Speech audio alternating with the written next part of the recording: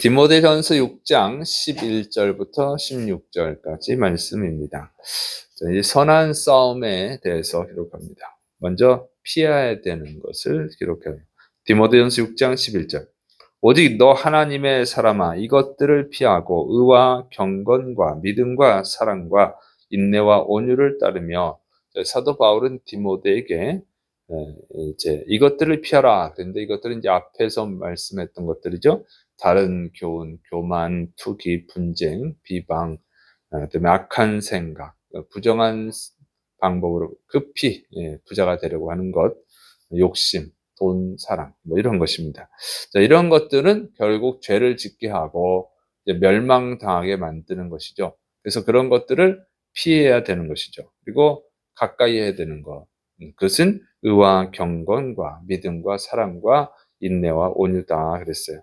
자, 이것들을 가까이 해야 할 때에 우리는 예수 그리스도를 닮아가고 또 하나님의 은혜 속에 거하게 되는 줄을 믿으시 바랍니다. 그래서 우리는 이런 것, 의와 경건, 믿음, 사랑, 온유, 인내, 이런 것을 가까이 해야 돼요. 그리고 이제 선한 싸움을 하라고 말합니다. 자, 이것들을 가까이 하고 선한 싸움을 하라는 거예요. 디모데전서 6장 12절. 믿음의 선한 싸움을 싸우라. 영생을 취하라. 이를 위하여 내가 부르심을 받았고 많은 증인 앞에서 선한 증언을 하였도다. 사도 바울은 이 선한 싸움을 하라 했어요. 싸움이라고 이제 표현을 한 거예요. 이것은 싸움이라고 표현하면은 이건 그냥 장난으로 할 일이 아니죠. 싸움이라고 하는 것은요, 승자와 패자를 나눠지게 되는 거예요. 싸움을 하면. 그래서 이제 싸움은 여러 가지가 있는데, 먼저 보통은 이제 스포츠 경기로 표현합니다. 근데 이제 스포츠 경기 그러려면 어떻게 됐어요? 승리자는 상을 받고 패배자는 상을 못 받죠. 승리자는 영광을 얻고 패배자는 수치를 얻는 거죠. 그런데 이게 전쟁이라면 좀 더 심각해지죠. 전쟁에서 승리자는 생명을 얻고 또 패자의 것을 다 뺏을 수 있어요. 그리고 패자는 어떻게 돼요? 패배자, 전쟁에서 패배하면 생명을 잃고 자기가 갖고 있는 모든 것들, 보물 이런 것도 다 빼앗기죠. 가족도 죽음을 당할 수도 있고. 그러니까 이건 심각한 거죠. 반드시 이겨야 되는 거죠. 그런데 사도 바울이 말하는 이 선한 싸움은 믿음의 싸움, 영적 싸움이죠. 영적 싸움. 그래서 이거는 사실은 더 중요합니다. 스포츠 경기나 전쟁보다 더 중요하죠. 왜냐하면 이 싸움에서 승리하면 영생을 얻어요. 하나님의 나라, 천국에서 영원한 축복을 받습니다. 그러나 이 영적 싸움에서, 믿음의 싸움에서 패배하면 그러면 영생을 못 얻는 거예요.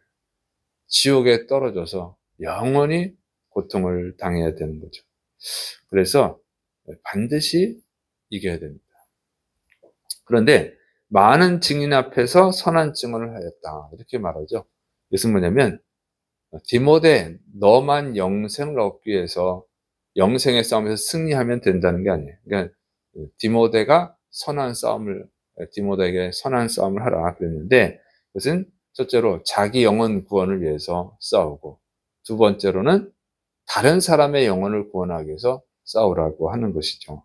그래서 예수님 믿는 사람들은 자기만 구원받으면 되는 게 아니고 다른 사람도 구원을 받게 해야 되는 거예요. 그래서 가족들, 친구들, 직장 동료들, 주위에 있는 사람도 구원받게 해야 되는 거예요.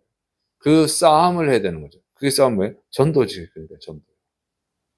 자기도 예수님을 믿고 예수 그리스도를 자신의 주인으로 영접하고 구원받아야 되고 구원을 받았으면 다른 사람도 구원받게 열심히 전도해야 되는 줄을 믿으시기 바랍니다.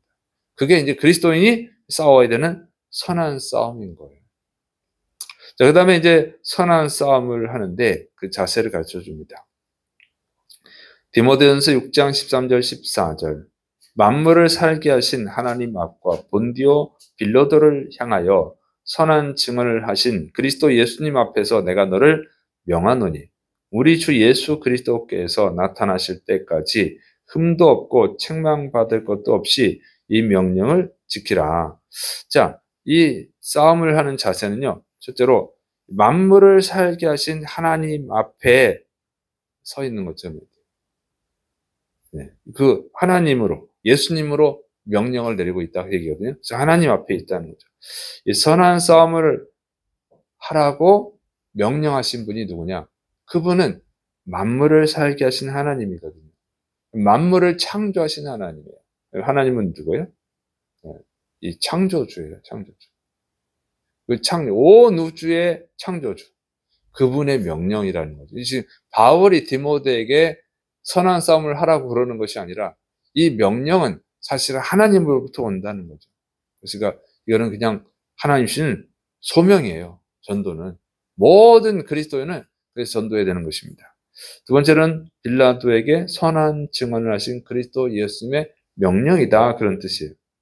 그러니까 예수님은 그 빌라도에게 선한 증언을 했다. 그게 뭐예요? 그게 무슨 얘기냐면 예수님은 빌라도도 구원하기를 원하셨다는 거예요. 빌라도가 그 은혜를 잡지 못한 거죠. 받지 않은 거지. 자기가 거부한 거죠. 그러니까 빌라도는 예수님을 십자가에 못 박으라고 사형 언도를 내린 사람이잖아요. 그 원수죠, 원수. 원수까지도 그러니까 전도하라는 얘기예요. 원수까지도. 그러니까 모든 사람을 전도 대상으로 삼으라는 것이죠. 세 번째는 흠도 없고 책망받을 것도 없이 명령에 순종하라. 이 일을 함에 있어서 흠도 없이 책망받을 것도 없이 해야 된다는 거죠. 무슨 얘기냐면 그리스도께서 다시 오신다는 거예요. 예수님이 다시 오시면 세상을 심판하셔요. 그러니까 그날은 이 악한 자들한테는 심판의 날인 거예요. 그래서 악한 자들은 무서워해야 돼. 그렇지만 예수님을 믿는 사람, 충성된 하나님의 종들은 그날은 상을 받는 날이죠. 그러니까 상 받는 자가 돼야지 심판받는 자가 되지 말라. 그래서 충성을 해야 되는 거예요. 흠도 없이 점도 없이. 그러니까 이 세상의 불의와 타협하지 말고 이방 종교랑 타협하지 말고 이단에게 미혹당하지 말고 정말 순수한 마음으로 복음을 전해야 될 줄을 믿으시 바랍니다. 그래야 책망을 받지 않죠. 디모데전서 6장 15절 16절. 기약이 이르면 하나님이 그의 나타나심을 보이시리니 하나님은 복되시고 유일하신 주권자이시며 만왕의 왕이시며 만주의 주시오 오직 그에게만 죽지 아니함이 있고 가까이 가지 못할 빛에 거하시고 어떤 사람도 보지 못하였고 또 볼 수 없는 이시니 그에게 존귀와 영원한 권능을 돌릴지어다. 아멘. 자, 사도 바울은 이렇게 말합니다. 이 선한 삶에 충성해야 되는데 두 가지 사실을 말하고 있는 거예요. 첫째로는 기약이 이르면 온다. 그러니까 반드시 하나님이 반드시 심판하신 날이 온다. 그 얘기예요. 그것이 있음을 명심하라고 하는 거죠. 뭐 당연히 디모데가 알겠죠. 아는데도 다시 권고하는 거예요. 이제 명심하라고. 분명히 다시 주님이 오신다. 왜 이런 얘기를 하냐? 왜 이런 권고를 하냐면 그 당시 이제 하도 핍박이 심한데 예수님이 안 오시니까 안 오시려나 이랬는데 의심하는 사람들이 있었어요. 너무 낙심이 돼가지고. 그런 것이 아니라 반드시 온다. 기약이 이르면. 그건 우리가 몰라요. 하나님이 정하신 시간이 되면 반드시 예수님이 재림하신다. 그리고 그때는 분명히 심판하신다. 그러니까 선한 싸움에 충성하라고 하는 거예요. 반드시 오시기 때문에 두 번째는 하나님. 이 하나님에 대해서 좀 더 구체적으로 합니다. 하나님이 어떤 분이신지를 설명하는 거예요. 하나님은 복의 근원이시다. 모든 복의 근원이시다. 이게 하나님은 복되시고 모든 복의 근원이에요. 그리고 그 하나님은 유일하신 주권자, 만왕의 왕이다. 이렇게 말하죠. 온 우주의 유일한 주권자라는 거예요. 만왕의 왕이다. 진짜 왕이라고 하는 거예요. 하나님은 모든 우주의 모든 우주 만물의 진짜 주권자.